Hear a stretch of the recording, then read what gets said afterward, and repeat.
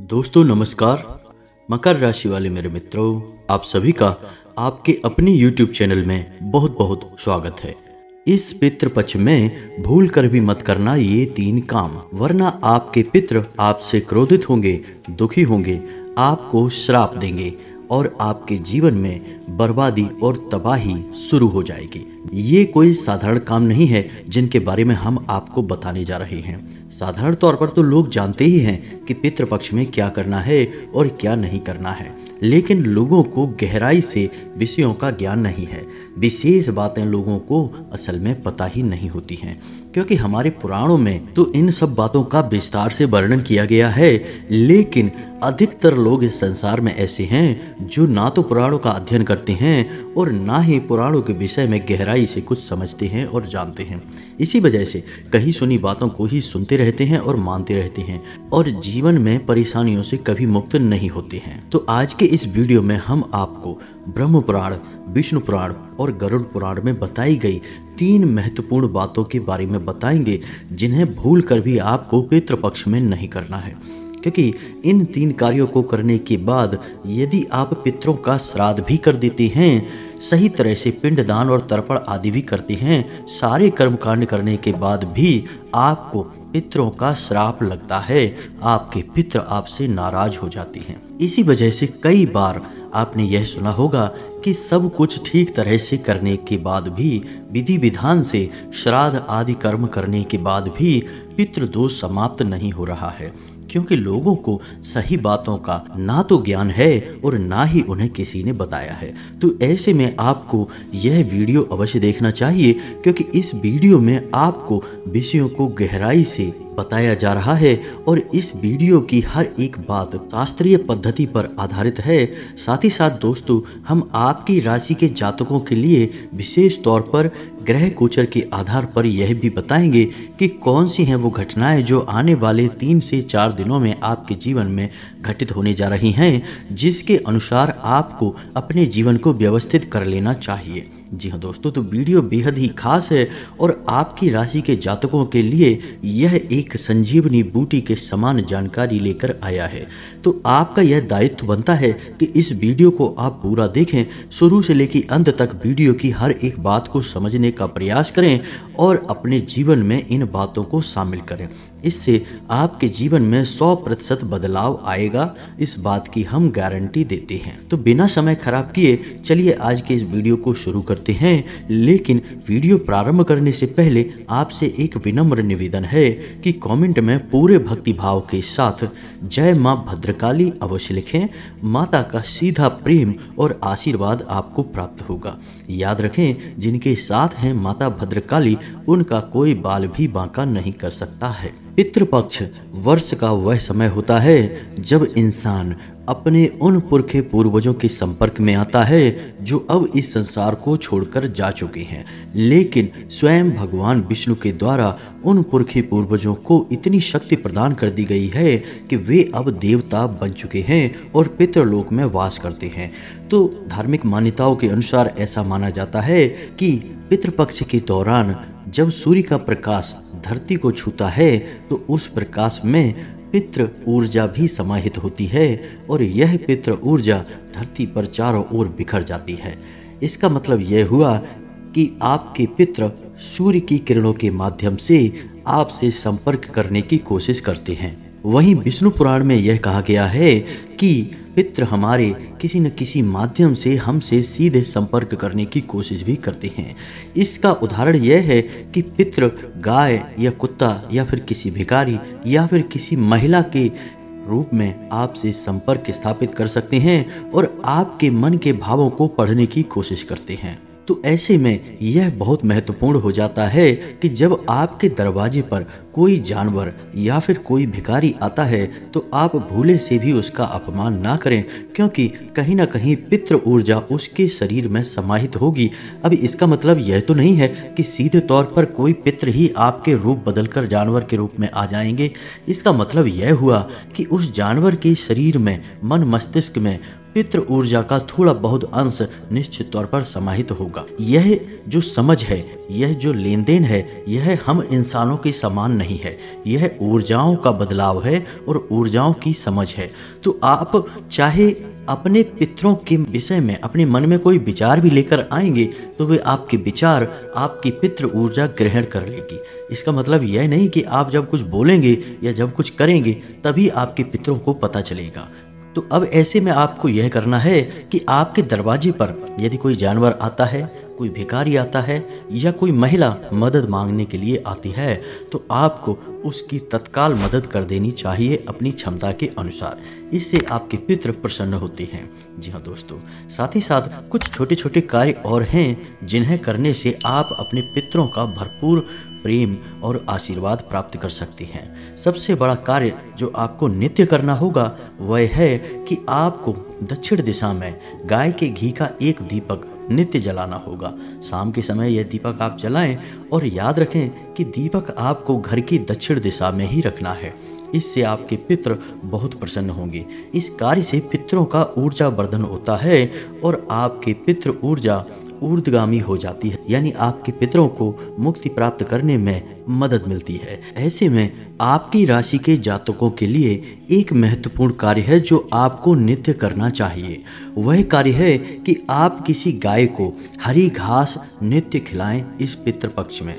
इससे आपके आमदनी के स्रोत बढ़ेंगे, आपका बुद्ध मजबूत हो जाएगा और आपकी धन संपत्ति को लेकर, रुपए पैसे को लेकर जो समस्याएं हैं वो समाप्त हो जाएंगी, धन की आवक होने लगेगी। अब हम आपको पितरों के विषय में विशेष ज्ञान दें उससे पहले आपके जीवन में घट रही घटनाओं के बारे में कुछ जानकारी दे दें और भविष्य में आपको किन सावधानियों को लेकर चलना है ताकि आप किसी बड़े नुकसान से बच सकें। व्यवसाय में आपके थोड़ा उथल पुथल भरा माहौल है। जी हाँ दोस्तों, यही हाल आपकी नौकरी में भी है। जो लोग नौकरी करते हैं उनके कार्यस्थल पर भी थोड़ा सा माहौल उनके प्रतिकूल बना हुआ है।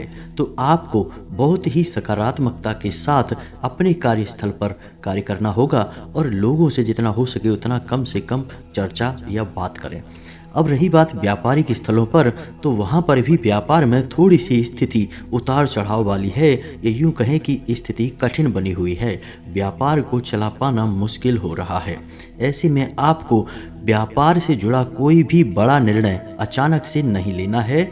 ऐसे बड़े निर्णयों से आपको बचना है। असल में आपके अंदर इस समय आत्मविश्वास की कुछ कमी है और इसी आत्मविश्वास की कमी के चलते इस बात के बड़े अवसर बन रहे हैं कि आप जो भी निर्णय लेंगे वह गलत ही साबित होगा। बेहतर यह होगा कि आप किसी अनुभवी व्यक्ति की सलाह लें या घर के बड़े बुजुर्गों के साथ बैठकर मशवरा करें, सलाह करें, फिर जो उचित निर्णय लगे उसे ही आप आगे बढ़ाएं। लेकिन फिलहाल इस पितृपक्ष में आपको अपने व्यापार से जुड़ा कोई भी बड़ा निर्णय लेना नहीं है, नहीं तो आपका नुकसान हो सकता है। आपकी राशि में शुक्र आपको थोड़ी सी परेशानी उत्पन्न कर रहा है, जिसकी वजह से आपके दाम्पत्य जीवन में भी थोड़ी सी खींचतान का माहौल रहेगा, तनाव की स्थिति रहेगी। बेहतर यह होगा कि आपको अपनी वाणी पर संयम रखना होगा। आप जब जब अपनी वाणी से संयम खोएंगे, आपके जीवन साथी के साथ स्थिति विषम होती चली जाएगी, तनावपूर्ण स्थिति बनती चली जाएगी। आपका संयम ही आपके दाम्पत्य जीवन की चाबी है, तो आपको जितना हो सके उतना संयमित रहने की जरूरत है। असल में आप एक भावुक इंसान हैं और आप चाहते हैं कि लोग आपके दिल को समझें, आपके मन को समझें, लेकिन होता एकदम उल्टा है। लोग आपको समझने के बजाय आप पर ही लांछन लगाने लगते हैं, दोषारोपण आपके ऊपर करने लगते हैं। तो जब यह स्थिति सहन शक्ति से बाहर हो जाती है तो आपका क्रोध बढ़ जाता है और जब जब आपका क्रोध बढ़ता है तो यह और स्थिति को बिगाड़ देता है। आप जैसा चाहते हैं वैसा आपके रिश्तों में कभी आपको वापस नहीं मिलेगा। कहने का मतलब यह है कि आप जितना दिल से अपने रिश्तों को निभाते हैं, आपके रिश्ते आपको उतने दिल से कभी नहीं निभाएंगे। आपको हमेशा निराशा ही हाथ लगेगी। जी हाँ दोस्तों, इसे आप अपना दुर्भाग्य मान सकते हैं, लेकिन इसका मतलब यह नहीं कि आप अपने रिश्ते नातों पर ही शक करने लगें या उनसे दूरियां बनाने लगें। इसके लिए हम आपको एक सलाह देना चाहेंगे कि आप अपनी प्रेमपूर्ण सकारात्मक ऊर्जा को ईश्वर की ओर मोड़ दें और ईश्वर से प्रेम करने लगें। यह आपके लिए बहुत आवश्यक है, क्योंकि यह आपके आध्यात्मिक विकास को आगे बढ़ाएगा और जैसे जैसे आप आध्यात्मिक होंगे, ईश्वर की भक्ति में लीन होंगे, आपके जीवन में सफलताएं बढ़ती चली जाएंगी और आपके रिश्ते नाते अपने आप आपके नज़दीक आने लगेंगे। आपको ज़्यादा जोर लगाने की, ज़्यादा मेहनत करने की आवश्यकता नहीं रहेगी। इसी से जुड़ी हुई आपकी एक भविष्यवाणी और भी है कि आपकी किसी न किसी बात से या किसी न किसी कार्यवाही से, किसी कार्य से आपके परिवार के लोग आपसे असंतुष्ट हो सकते हैं, लेकिन आपको क्या करना है? ऐसे में आपको अपने परिवार के लोगों को संतुष्ट करने की, उन्हें समझाने की कोई आवश्यकता नहीं है। समय ही समाधान है। आप संयम से काम लें, धीरे धीरे उनकी सोच अपने आप बदल जाएगी। आप ईमानदारी से, मेहनत से अपने कार्य में लगे रहें। जैसे ही आपका समय बदलेगा, धीरे धीरे सारा माहौल आपके अनुसार होता चला जाएगा। ईश्वर की भक्ति और सकारात्मक ऊर्जा आपके आगे बढ़ने की सीढ़ी है। इसे आपको कभी नहीं छोड़ना है। नकारात्मक लोगों से और नकारात्मक माहौल से आपको हमेशा दूरी बनानी है। जी हाँ दोस्तों, आपने महसूस किया होगा कि जब भी आप नकारात्मक लोगों के साथ बैठ जाते हैं, यानी ऐसे लोगों के साथ जो हमेशा शिकायतें करते रहते हैं, एक दूसरे की बुराइयां करते रहते हैं, गलत तरह की बातें करते हैं, तो जब भी आप ऐसे माहौल में थोड़ी देर के लिए बैठ जाते हैं, तो जब आप वहाँ से उठकर बाहर आते हैं तो आप थका हुआ सा महसूस करते हैं। कभी कभी तो आपका सिर भी बोझिल हो जाता है, सिर दर्द भी होने लगता है। ऐसा इसलिए होता है क्योंकि आपकी राशि के जातकों की विशेष खूबी यह है कि आपका मन मस्तिष्क तभी ऊर्जावान होता है जब आप सकारात्मक ऊर्जा से घिरे हों। नकारात्मक ऊर्जा आपके मनोबल के लिए जहर के समान है।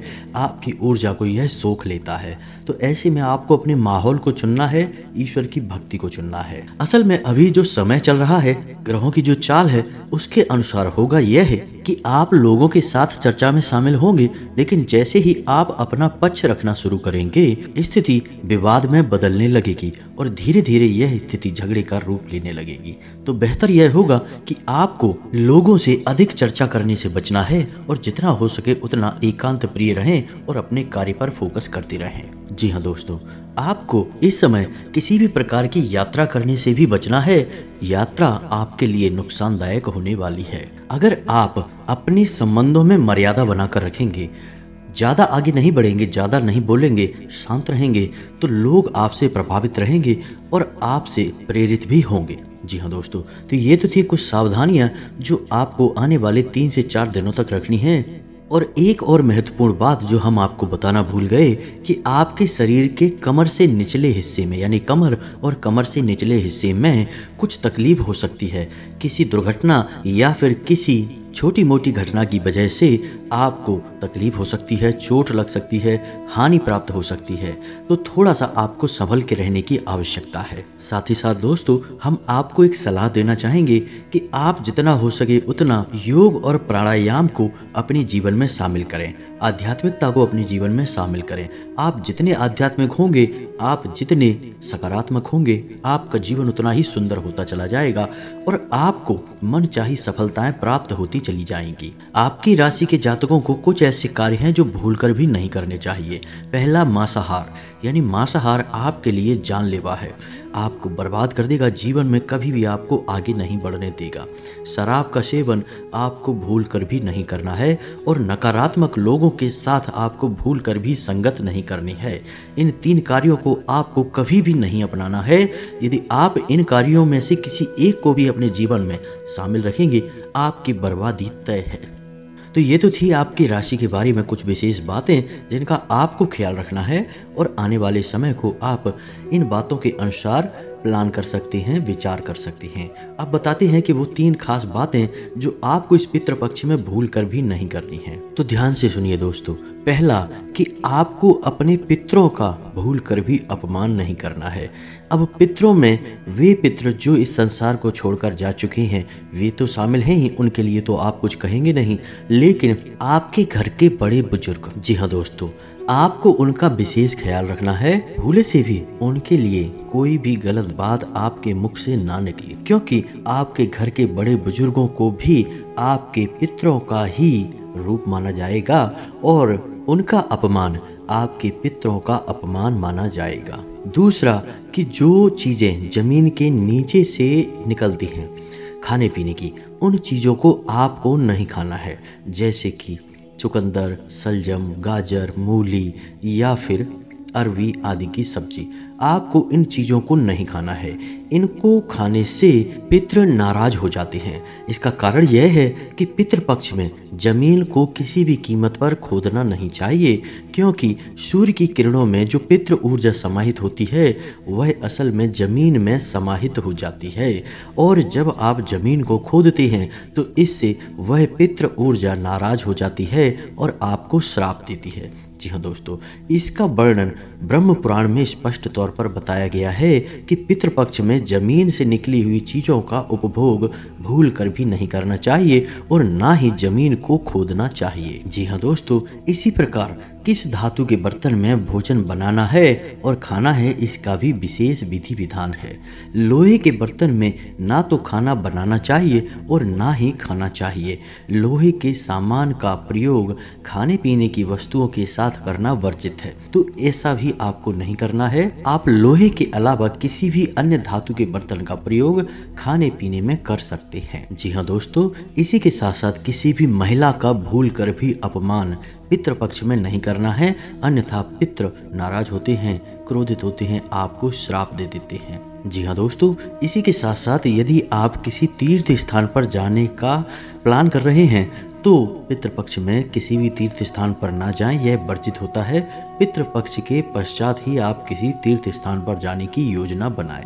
जी हाँ दोस्तों, लेकिन यदि आप मंदिर आदि जाना चाहते हैं तो आप जा सकते हैं, लेकिन पितृपक्ष के दौरान मंदिर जाने के भी कुछ विशेष विधि विधान हैं, उन्हें भी आप समझ लें तो बहुत आवश्यक रहेगा और आपको पितरों का श्राप नहीं लगेगा। पहला कि जब आप मंदिर जाएं तो दिन के समय ही जाएं। बेहतर होगा कि सुबह के समय ही जाएं। दोपहर या रात्रि के समय मंदिर ना जाएं, यह अशुभ काल हो जाता है पितृपक्ष में। इस समय मंदिर जाना ठीक नहीं है। दूसरा, मंदिर जाते समय शांत और सम्मानजनक व्यवहार ही करना चाहिए, हंसी मजाक नहीं करना चाहिए। जी हाँ दोस्तों, तीसरा कि जब आप मंदिर जाते हैं तो अपने पितृ पूर्वजों के लिए भी वहाँ पर आपको भगवान से प्रार्थना करनी चाहिए और उनकी सद्गति और मुक्ति की प्रार्थना करनी चाहिए। इससे पितृ आपके प्रसन्न होते हैं और आपको शुभता का आशीर्वाद देते हैं। तीसरा कि मंदिर में किसी भी प्रकार के अनुष्ठान में ना तो आपको भाग लेना है और ना ही अपनी तरफ से कोई भी विशेष अनुष्ठान इस पितृपक्ष में आपको नहीं करना है। बस इन सब सावधानियों को आपको बनाकर रखना है।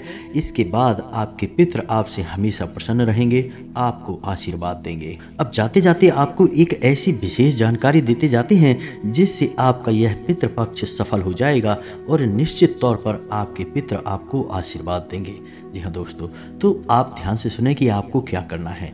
जब भी आपके घर की महिलाएं रोटी बनाती हैं यानी आटा मारती हैं, तो आपको उन महिलाओं से कहना है कि आटे की एक बड़ी लोई बनानी है और उस लोई में थोड़ी सी हल्दी मिला देनी है। जी हाँ दोस्तों, आटे की उस लोई में थोड़ी सी हल्दी पिसी हुई मिला देनी है और उस लोई को किसी बच्चे के हाथों, जी हाँ दोस्तों याद रखना है, लड़का होना चाहिए और बच्चा होना चाहिए, घर का सदस्य होना चाहिए, बाहर वाला नहीं, तो किसी बच्चे के हाथों गाय को खिलवाएं। अब ऐसे में आपको ध्यान यह रखना है कि बच्चे का मुख दक्षिण दिशा की ओर होना चाहिए, क्योंकि दक्षिण दिशा पितरों की दिशा मानी जाती है। तो जब आप ऐसा करते हैं तो यह भोजन पितरों को प्राप्त हो जाता है और आपके पितर आपसे तृप्त हो जाते हैं, ऊर्जावान हो जाते हैं। आपके ऊपर किसी भी प्रकार का पितृ दोष यदि लगा हुआ है तो वह क्षण भर में समाप्त हो जाता है। आपके पितृ आपको आशीर्वाद देते हैं। तो उम्मीद है कि आपको समझ में आ गया होगा कि आपको यह उपाय कैसे करना है। इसी के साथ साथ यदि आपके मन में कोई भी प्रश्न उठता है तो आप कमेंट करके पूछें, हम आपके सभी प्रश्नों के जवाब देने की पूरी कोशिश करेंगे। इसी के साथ साथ आज के इस वीडियो को विराम देते हैं। कमेंट में पूरे भक्ति भाव के साथ जय माँ भद्रकाली लिखना ना भूलें, जय पितृ देवता लिखना ना भूलें। आपको माँ भद्रकाली का और पितृ देवता का पूर्ण प्रेम और आशीर्वाद प्राप्त होगा। मिलते हैं अगले ज्ञानवर्धक वीडियो में, तब तक के लिए धन्यवाद। जय माता की।